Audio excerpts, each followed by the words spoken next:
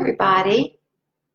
My name is Darlene Merkler. I'm with Inland Caregiver Resource Center, and I'm here on Facebook Live every Tuesday and Thursday at noon.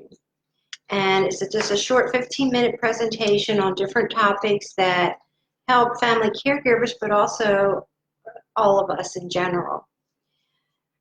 Just so you know, Inland Caregiver Resource Center is a not-for-profit organization that was started in 1984, and the main services are for family caregivers, but we also have services for seniors over 60. Since the COVID-19 has had us quarantined, we are not in the office, we're working from home, but we're offering all the same services that we have offered in the past. For instance, all of our 11 family caregiver support groups throughout Riverside and San Bernardino County are being done virtually on Zoom. And we have posted on Facebook when and where on Zoom and how you get into those and so forth. If you have questions, just send me a message here on Facebook or you can call our 800 number. We also do the 2 15-minute live Facebook presentations every week, and then we also have just started last week having Facebook Live presentations on Wednesdays in Spanish. And starting in May, we will be doing 1-hour presentations of classes that we normally do in person. And I'll be posting those later today on Facebook as to what the topics are. So I hope you can join us for some of those presentations and for continue to follow us on Facebook Live. Today I'm going to be talking about heart health. I'm going to be giving part 1 today, and part 2 will be on Thursday. For those of you who have been listening to me ongoing, I have said several times it seems like it doesn't matter what topic I'm talking about, it always mentions exercise, diet and exercise. And of course with heart health, that's not much different. It's very important for heart health. So today I'm mainly going to be focusing on a healthy diet, and on a Thursday I'm going to be talking about exercise. So the important thing to remember about a healthy diet is to eat a variety of nutritious foods from all the food groups. That's something that we don't think about too often. But we want to, of course, have lots of fruits and vegetables, whole grains, low-fat dairy products, poultry, fish, and nuts. And we want to limit the red meats and sugary foods and beverages. I know for me, I have one cup of coffee in the morning, but the rest of the day I drink water. I don't drink, sugary drinks or soda or Kool-Aid or anything like that. Because I have a hard enough time getting enough water that I'm supposed to drink in, so I just keep drinking water all day.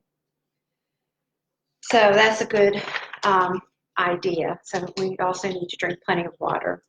We want to eat less of nutrient-poor food. So basically, the right number of calories to eat a day is based on your age, your physical activity level, and whether you're trying to gain or lose or maintain your weight. And I'm going to get into more of that in just a minute. But you can use a daily allotment of calories to eat a high-calorie food that's poor in nutrition. And also, beverages can take up a lot of calories that way also. But if you you won't be getting the nutrients that you need for your body by doing that. So we want to limit those kinds of foods that are high in calories and low in nutrients, and also limit the amount of saturated fats and trans fats. I know I always get confused on what's the right kind of fats, but it is the saturated and trans fats are bad. Also, sodium is bad for us. Basically, we want to read the nutrition label, and that's something I had to get used to doing for myself. So it's very enlightening when you start reading those nutrition labels. Some more tips about eating healthy and heart health is to slow down on the sodium. And that doesn't mean the salt shaker at the table. So much of our food has a lot of sodium in it already, especially processed food. So the American Heart Association says that too much sodium increases the risk of heart attack, stroke, and other health problems. But 77% of our sodium comes from processed food. So we want to, again, read the labels and not have as much processed food. I know when I started going to a wellness center and working out, and I was working with a nutritionist there, I had been, because I live alone, I was eating a lot of those Smart One frozen meals. They're like TV dinners. And those are loaded with sodium. I had no idea. And you know, I have found that it's just as easy and the same amount of time practically to cook a small chicken breast and steam some vegetables as it is to have one of those frozen meals. And it's even cheaper to use the real food, I call it, instead of the frozen food. We want to pile on the fruits and vegetables. So we want to choose all kinds of fruits and vegetables. Of course, fresh is the best, but frozen, canned, juiced, and dried fruits and vegetables contain vitamins, minerals, and other nutrients that we need every day. And we want to look for different colors in our fruits and our vegetables. And it's really good to just saute a bunch of vegetables together. And then if you want some chicken or fish with that, you can do that as well. Again, the fats, the good fats, mono and polyunsaturated fats, the bad fats, saturated and trans fats. So we need to look for that on the label. Also, another tip is cooking from home, which I think a lot of us are doing right now. So many of us are at home, working from home, or not working, or just at home a lot more. And so it's a lot easier for us to be cooking at home. So instead of buying processed foods, buy the chicken breast, the fish, and the fresh vegetables, and steam them and cook them with a limited amount of water so that you get all the nutrients. So cooking at home can be a lot healthier because you know exactly what you're getting, whereas in some of the processed foods, we're not so sure about that, you know. So cooking from scratch is really not that difficult, and it's not that hard.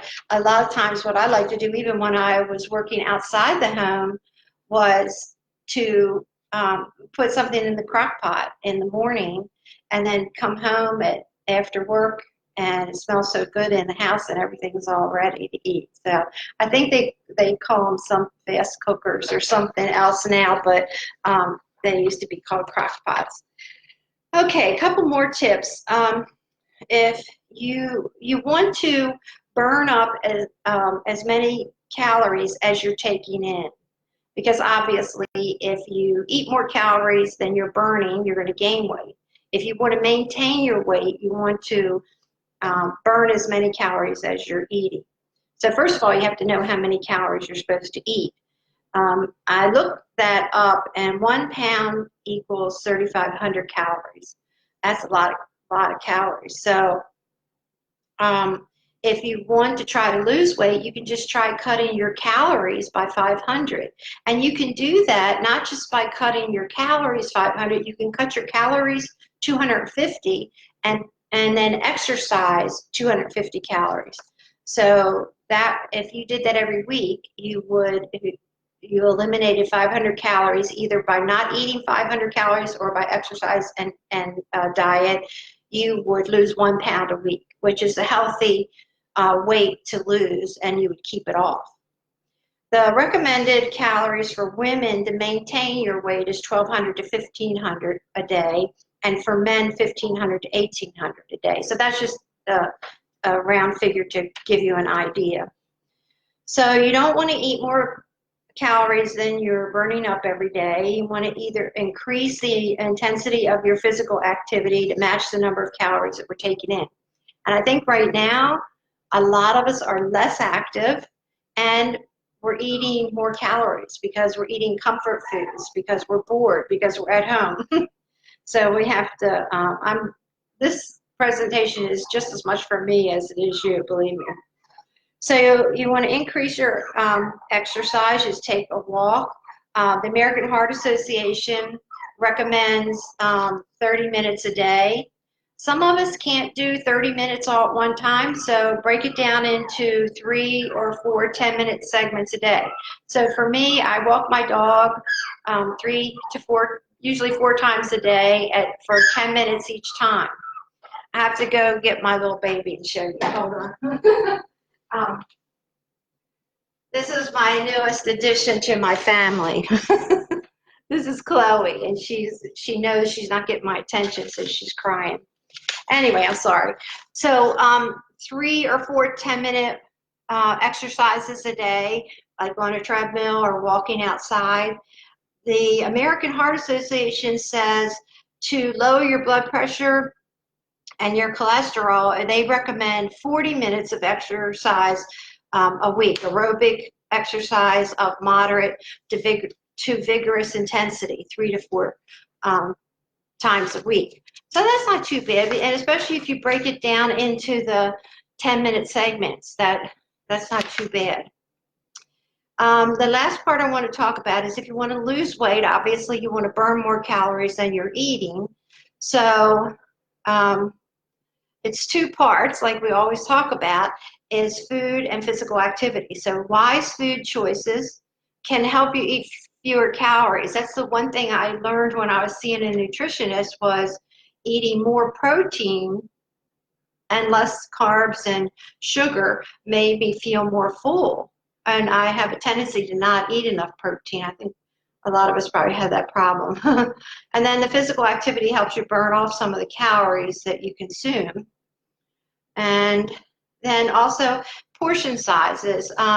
They've always said the size of a woman's fist is what your portion size should be. Another tip is to use a salad size plate instead of a dinner plate, so that if you're putting small portions on a dinner plate, you feel like you're really being deprived, whereas if you have it on a salad plate, it looks full. So anyway, the portion size do prevent us from overeating. And overeating can also cause other health problems, especially if you have diabetes.